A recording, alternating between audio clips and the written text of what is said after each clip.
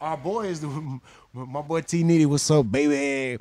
He helped me get my first set of turntables, and that was one of Ron C boys. So OG Ron C hooked me up with somebody to get the turntable. I used to keep him at Ron C house, and Ron C used to tell me, all right, look, because at the time he didn't have his turntables at his house. He might have had them at somewhere else, the studio, his mama house, store or something. So he said, hey, look, you let me use your turntables, I'm gonna teach you some tricks that I know. Like, oh man, what? Yeah. So he'd whatever he'd come. Sometimes he'd watch a video or he'd watch the different events, whatever. Competition, the DJ competitions that would, be on video or whatever. He might learn something from somebody else that they taught it to him, or he might just be trying something. But this is how it worked. You go in the room with the door closed. It might be a day, it might be a couple days, whatever. But when he mastered, hey, somebody get power out. Hey, power out. Ron C calling you. Hey, what's up?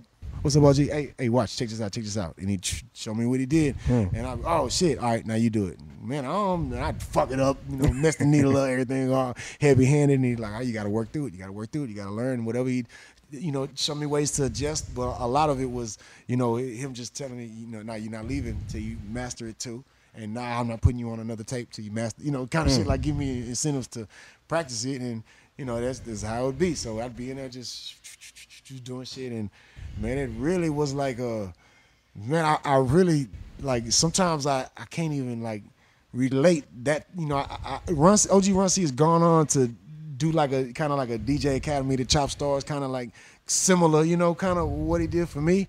But that might be a little more, I don't know, it's bigger or widespread, I think. But at the time, it was just me. So just me being in, I even remember thinking at the time, like, damn, OG Ron C. And at the time, he just was Ron C, but he still was my OG then. But Ron C, he learned, he teaching me, he learning me these things. Like, man, this is who get Ron C personally teaching them how to DJ. Like, damn, man, I just always was amazed by that, and I took pride in it. But I thought that's what I was gonna do. I was gonna be a DJ. But I'm thinking still, like, man, I'd be wrong as hell if I put out a Swish House tape and it said Swish House, DJ Paul Wall, this and that. Like, I know, for one, I know Watts would be upset. I know Ron C would be upset. And I don't want to disrespect them anyway. That ain't my place to do that. But we got Color Changing Click, okay. And Watts and Ron C encouraging us and encouraging each one of us. Man, y'all do, y'all own, whatever. Expand your shit. Get that shit going. Because to them, Swish House, us being on there was just promotion anyway. So the whole purpose of us coming on there was to promote us as artists to go sign to somebody else, whatever. So that's why we ended up signing to Paid in Full, because Swish House wasn't a record label. So we signed to Paid in Full. Also because Ron C was signed to Paid in Full to do like a compilation with them.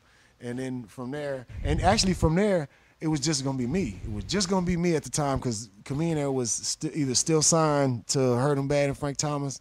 He definitely was still out there, but I think he was still signed too at the time. But Ron C signed to Paid in Full, and he was like trying to bring me over there too. Bring me in as an artist too, and I was gonna be a solo artist, but it was kind of like Mad Hatter and Cat. They was like, and Ron C, all of us. They was like, shit.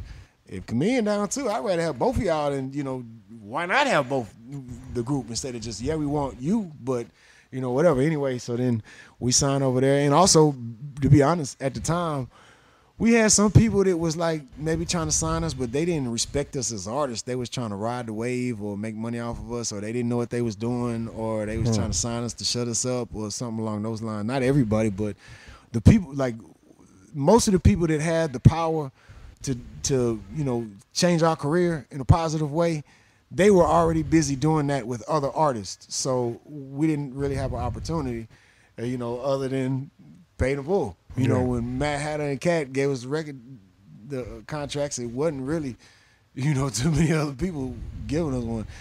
When me and Camino went our separate ways, it was not one person in the world trying to sign me, other than when T. Ferris and Watts and G Dash now. But shit, with at the time, Camino, okay, we both signed with Paid in Full. We signed as a group, and we like, okay, this the plan. Ron C got his compilation. We're gonna do a song. We're gonna do a song on the compilation, and whatever song it is also gonna be on our album. Or basically we're gonna, one of our songs off our album we're gonna put on this compilation, and whatever, or something along those lines. We get on his album. It just so happened that the song actually "In Love with My Money" was on the B side of another song. That "In Love with My Money" wasn't even supposed to be the single. It just was on the other side. No shit. People just fucked with it, and shit, that was real as fuck. Shit, it was crazy to hear. That took off. That was song. on the radio all the time, dog. Like I remember every time I got in the car, man, "In Love with My Money" was on the radio, man. Man, and being in Dallas, we'd hear it on K104 and 97.9 The Beat at the same time. That's a crazy feeling when you hear your song on both stations at the same time. And then an hour later, both stations at the same time again. And then everybody that passed by you playing it on their own because they got it anyway on their Switch House tape or whatever, or they got the album, whatever. It was still is a crazy feeling. So, man, and people ask me how I feel when people ride by jamming your music. Yeah, shit feel great. It feel amazing, shit, because that's what we want. Yeah. Well, Donnie Houston.